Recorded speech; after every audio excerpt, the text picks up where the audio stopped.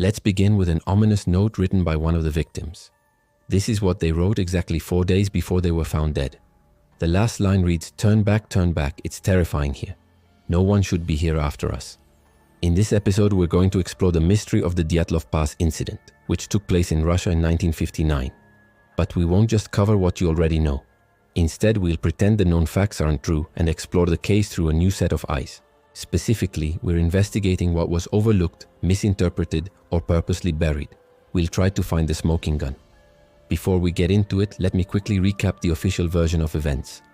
On February 1959, 9 experienced skiers left the town of Yekaterinburg to explore the nearby Ural Mountains. They planned to stay for 3 days and return to the city on February. However, on the night of February, sometime between 1 and 4 a.m., they abandoned their tent, presumably due to heavy snowfall, and set off into the mountains. 2 days later, on February, their bodies were discovered by a search party near the mountain pass called Dyatlov Pass. An investigation concluded the following. After setting off into the mountains, the group encountered a sudden avalanche that killed them. To escape the avalanche, some of the hikers cut open the tent from the inside, allowing the others to flee.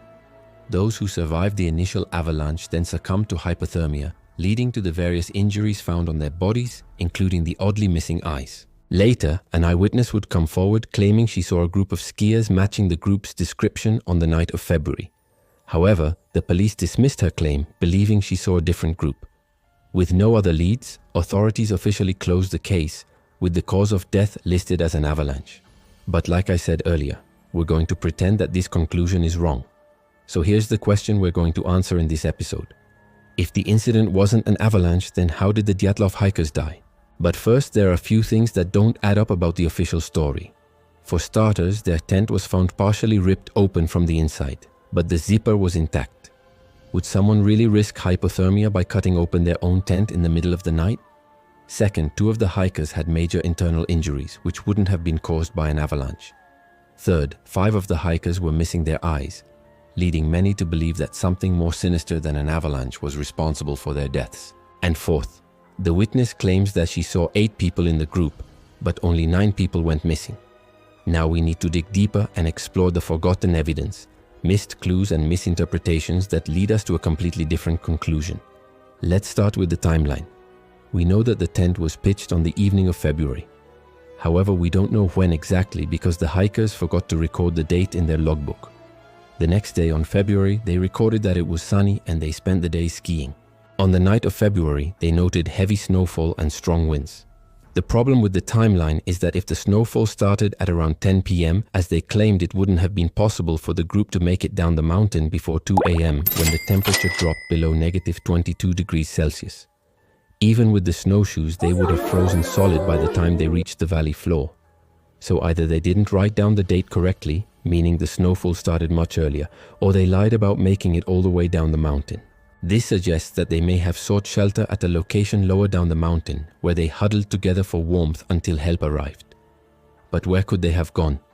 Well, it turns out that one of the hikers was familiar with the area and had even been there before. His name was Yuri Yudin, and he had previously stayed at a hunting lodge called Vijay Lodge, which was located much closer to where their tent was pitched. According to reports, the group made their way to the Vijay Lodge after abandoning their tent. But this doesn't explain why they left their tent behind or why Yuri did not mention it in his statement. Was it because they wanted to keep a low profile? Why? Or was it because the actual reason for leaving their tent was never revealed? Perhaps the group didn't leave the tent because of the storm, but to escape something else, something so horrific that they risked exposure to the freezing cold rather than staying put. Now we need to take a look at the autopsy report because there are a few things here that don't add up. As I mentioned earlier, 2 of the hikers had major internal injuries. Now these injuries couldn't have been caused by an avalanche, but they also weren't consistent with hypothermia. One of the hikers had several broken ribs and a punctured lung, which could have been caused by someone or something landing on top of him. But who or what could have done that, and why? Another hiker had traces of gasoline in his stomach, suggesting that he had recently consumed it. Could this have been a desperate attempt to warm himself up, or was he poisoned? This detail alone opens up a whole new set of questions, especially when we consider another odd detail.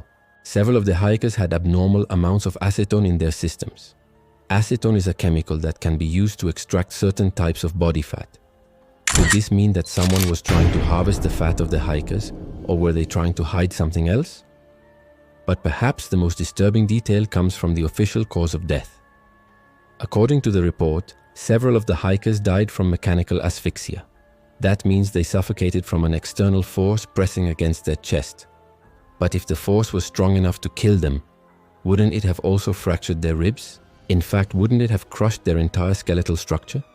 So were these men and women really killed by an avalanche, or was the official conclusion simply a convenient way of covering up the truth? Now we need to take a look at the group's behavior because some of the details are quite puzzling. For example, why did the group decide to abandon their tent? Were they really worried about the snow, or did they want to escape whatever was happening inside? And why did they head down the mountain instead of up?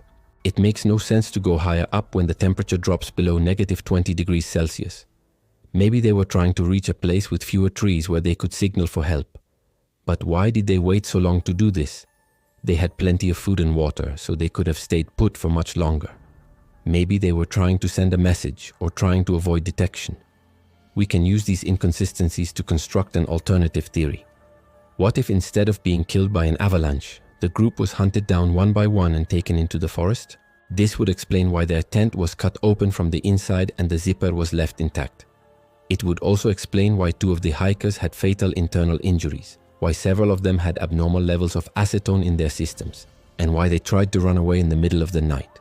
The witness could have easily seen a different group of skiers since the nearest village was only 30 kilometers away. In fact, if we zoom out, we'll see that the nearest train station was only 12 kilometers away. Maybe the group didn't realize how close they were to civilization and thought they were much deeper in the wilderness. This would also explain why they were wearing light clothing when they left their tent. They probably thought they could make it home without anyone noticing. And maybe they were right.